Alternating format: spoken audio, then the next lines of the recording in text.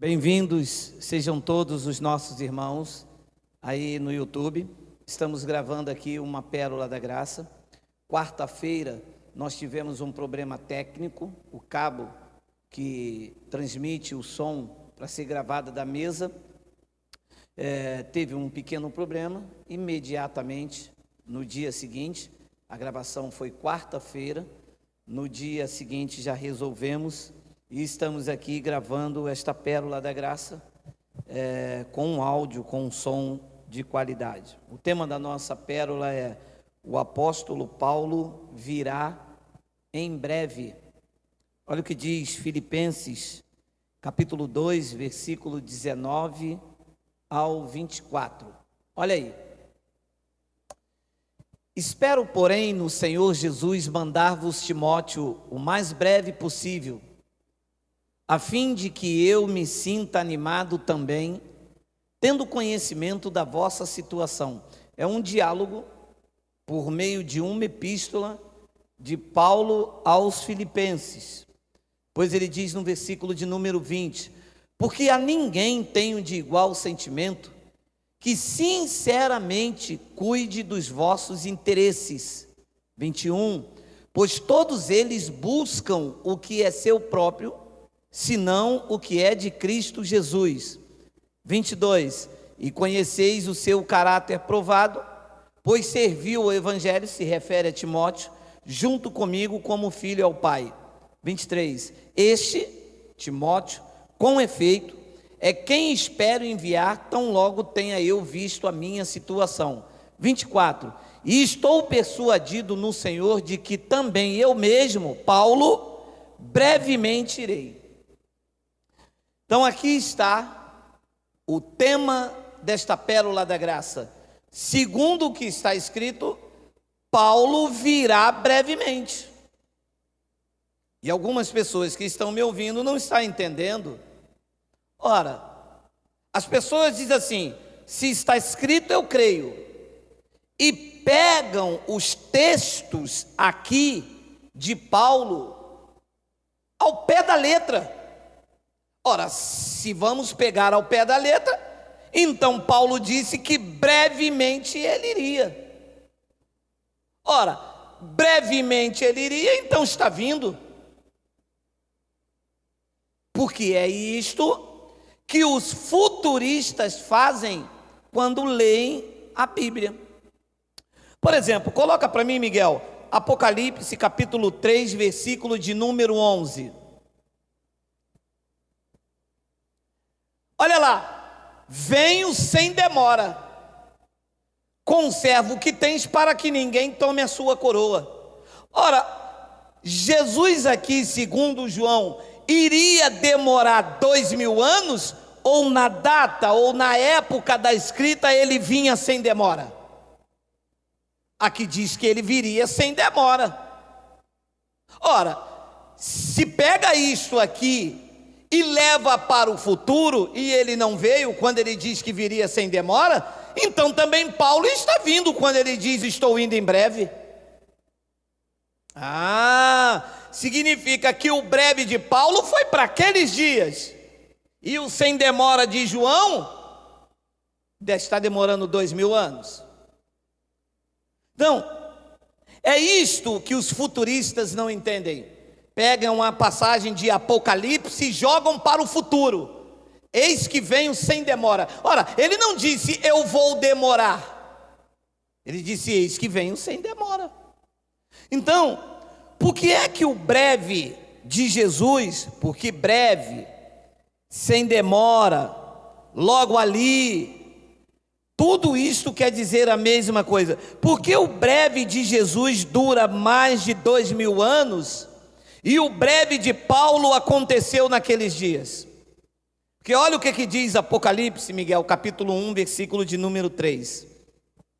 Olha aí: bem-aventurados aqueles que leem e aqueles que ouvem as palavras da profecia e guardam as coisas nela escritas, porque o tempo vai demorar 2000 anos. O tempo está próximo. Olha, está próximo, está breve, sem demora. Quer dizer, mesma coisa, professor da escola bíblica dominical. Espera aí, não pode tocar nisto. Não pode tocar nos professores da escola dominical, porque eles ficam irritados. Tem um que entrou aí e me chamou de analfabeto, porque eu sou burro. Por quê? Porque esses conhecimentos nunca foram apresentados por eles. Eles estudaram, se formaram, se alimentaram da lã e da gordura, como se diz no meio da tradição, mas nunca explicaram isso para o povo. Alô, evangelho é simples, mas eles manobraram, eles deram muita volta. Evangelho não tem mistério nenhum. Não precisa ser doutor em teologia para entender o Evangelho. Precisa apenas ter os olhos iluminados, e quem faz isso é o Espírito Santo. Ora, se Paulo disse, eu irei com vocês em breve, Paulo está vivo? Não, o breve de Paulo se cumpriu naqueles dias, quando ele escreveu aquela carta. Por que é que o breve de Paulo se cumpriu e este próximo aqui não se cumpriu? Como é que Jesus disse, eis que veio sem demora, o povo ainda está esperando ele vir sem demora? Então esta manipulação feita pelo sistema religioso está com os seus dias contados, porque nós não aguentamos mais tanta manipulação. Bendita a hora que a internet surgiu com o YouTube para desmascarar essas mentiras. Olha o que está escrito aqui em Apocalipse: bem-aventurado aqueles que leem, aqueles que ouvem as palavras da profecia e guardam as coisas nela escritas, porque o tempo está próximo. Aí vem os lindos, eu chamo de lindos, né? Vêm os lindos e dizem assim: é porque um dia para o Senhor é como 1000 anos. Um dia para o Senhor é como 1000 anos. Quem disse isso foi Pedro, que era judeu, e esta era uma linguagem judaica. Os judeus costumavam usar essa terminologia. Davi disse: eu prefiro estar um dia nos seus atos do que 1000 na tenda do ímpio. E Davi iria viver 1000 anos na tenda do ímpio? Não, isto era uma terminologia comum entre os judeus, e nós vamos falar disso em breve, sobre os 1000 anos. Olha o que diz Apocalipse 22:10, olha aí. Disse-me ainda: não seles a palavra desta profecia deste livro, porque o tempo do acontecimento da profecia vai durar 2000 anos. Vai durar quanto tempo? Está próximo. Próximo é quando? É breve. Próximo é quando? Logo ali, está perto. Próximo quer dizer, já vai acontecer. Então esse é o checkmate. Eles ali estavam vivendo os últimos dias, o fim do aion, o fim daquela geração. Digita para mim, Miguel, Mateus 24:34, isto é um clássico. Isso aqui é o tapa na cara dos futuristas. Olha lá, Mateus 24:34, em verdade, verdade vos digo, que não passará esta geração sem que tudo isto aconteça. De que geração ele se referia? A que ele estava vivendo, a que Paulo vivia. Paulo vivia dentro daquela geração ali, Pedro vivia dentro daquela geração, João vivia dentro daquela geração. E dentro daquela geração, eles estavam vendo pelos acontecimentos relatados em Mateus 24, que o dia estava próximo, logo ali, e ele estava vindo sem demora, porque foi o que ele disse que iria acontecer. Então, meus amados, o cerco se fecha sobre a tradição religiosa.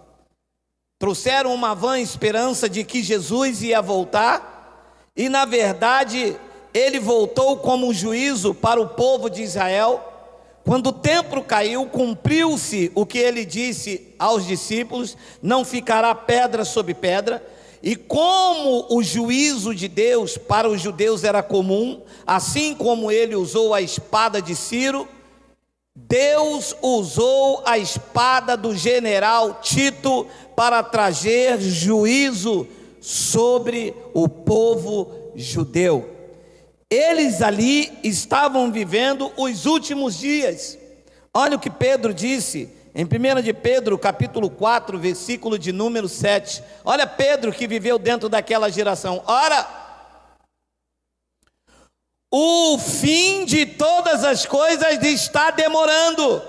Vai demorar 3.000 anos, porque já estamos em 2020. Olha! Mas que próximo é esse? Isso é próximo ou é séculos? Porque da escrita disto aqui até hoje, são séculos. Ora, séculos é próximo? Não. Séculos é muito distante. Próximo sim, está perto de acontecer. Olha. Ora, o fim de todas as coisas está próximo. Então, pegam esta passagem aqui como se ela estivesse sendo escrita hoje pelo Ministério da Educação, pelo Ministério da Cultura. Não, isto foi escrito por Pedro antes do ano 70, e ele estava anunciando o que iria acontecer, o que Jesus de Nazaré falou com ele e com os discípulos lá no Monte das Oliveiras. O fim de todas as coisas está próximo. Paulo também, que viveu naquela geração, também confirmou isso. 1 de Coríntios capítulo 10, versículo de número 11. Olha aí o que diz: estas coisas lhe sobrevieram como exemplos e foram escritas para advertência nossa. Nossa, não é minha e sua aí no YouTube. Nossa, é de Paulo e dos coríntios. Porque para ser de Paulo estar incluído aqui, ele tinha que estar vivo. Porque ele se inclui aqui, ó. Nossa, quer dizer, está ele e mais alguém. Então ele diz, para advertência nossa, de nós outros, sobre quem os fins dos séculos têm chegado. A pergunta que eu faço aos senhores é: nos dias de Paulo, o fim tinha chegado ou não? Sim. O fim de quê? Da humanidade? Não. O fim daquele século. O fim daquela geração. O juízo aconteceria. E por que eles nunca pregaram isto? Porque é do interesse, sabe? Do acharcamento, é de interesse da culpabilidade, do medo, da vã esperança ficar sustentando este engano. Porque por trás disso vem as frases, né? Se Jesus voltar e você tiver desviado, como eu ouvi isto? Meu amado, eu não quero fugir do assunto, mas quem pode se desviar de Deus? Me disse um lindo, vocês são desviados porque vocês não tomam ceia. Meu amado, eu tomo a ceia. Ceia é um jantar. Eu tomo sopa de tardezinha, 6 horas, 5h30, já estou ficando velho. Nós não tomamos, é Páscoa judaica. Nós nos desviamos do alçapão. Nós nos desviamos da tosquia. Nós nos desviamos do cobradores de impostos em nome de Deus. Nós nos desviamos do clero, da imposição. Nós nos desviamos dos pastores, de suas orações de bruxos. Nós nos desviamos disto. Ninguém pode se desviar de Deus. Foi o que ele disse: se você subir ao mais alto monte, eu estou lá. Se você descer ao mais profundo de mar, eu dou ordem à serpente. Se for por meio do inimigo, eu dou ordem à espada. Ninguém pode se desviar de Deus. Então essa mensagem de quando as pessoas verem uma guerra e dizem, Jesus está voltando, é profecia que não acaba mais, mas só para colocar medo no povo. Teve uma gripe espanhola em 1900 e alguma coisa, matou 1/3 da população. Jesus está voltando. Depois veio uma gripe não sei o que, Jesus está voltando. E como eu disse na outra mensagem, é fábrica de Jesus, é? Abençoado, Jesus veio para julgar o povo judeu. Ele disse, eu vou julgar a cada um segundo as suas obras. Nós, os gentios, não vivemos de obras. não tem nada para ser cobrado. Nós vivemos por fé, e nós, os gentios, não passaremos por juízo. Nós fomos absolvidos, não há nada em nós para ser cobrado. Fuja desse tipo de mensagem.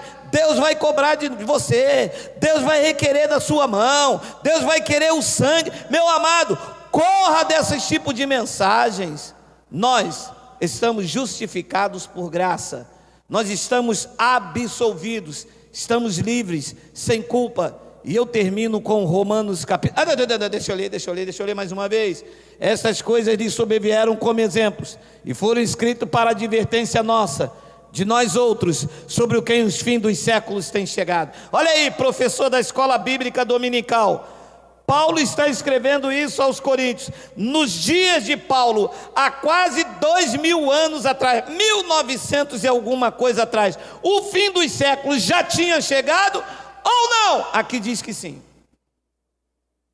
E eu termino então com Romanos, capítulo de número 8, versículo de número 1 e 2, olha aí, agora, pois, já nenhuma condenação há para os que estão em Moisés. Para os que estão em quem? Em Cristo Jesus. Por quê? Versículo 2, porque a lei do Espírito da vida em Cristo Jesus te livrará, te livrou ou não livrou? Aí, culto na sua casa, te livrou da lei, do pecado e da morte. Me cobrar de quê se eu estou livre, se eu estou justificado, se não existe nenhuma condenação para a minha vida? Ouça, Jesus não vai vir e acabar com a humanidade. Jesus não vai vir e levar a igreja, todo mundo subindo como boneco. Jesus já veio para buscar os eleitos que viviam. O arrebatamento foi coletivo. Hoje, quando tu morreres aí, deixar esta habitação terrena, o pó volta à carne, como já havia dito o sábio, e o teu espírito volta a Deus. Ele virá levar o teu espírito. Isto pode acontecer quando você morrer, parada cardíaca, de velhice, insuficiência renal, não importa a forma. Jesus, o Cristo ressuscitado, te levará de volta para a pátria celestial, quando os fins dos seus dias acontecerem. Nos dias de Paulo, o arrebatamento era coletivo. Todos estavam presos à morte adeana, aguardando o juízo. De 70 para cá, o juízo veio sobre o povo de Israel, e a igreja de Cristo, espiritualmente, já está com Cristo, assentada com Ele, acima de todo principado, de toda potestade. Espiritualmente, já fomos arrebatados, já estamos na Nova Jerusalém, chegamos já a Deus, o juiz de todos. Estamos com os espíritos aperfeiçoados. Um grande beijo, um grande abraço. Segue aqui o meu amor, o meu carinho. Melhor fim de semana a todos vocês. Assim é, graça e paz.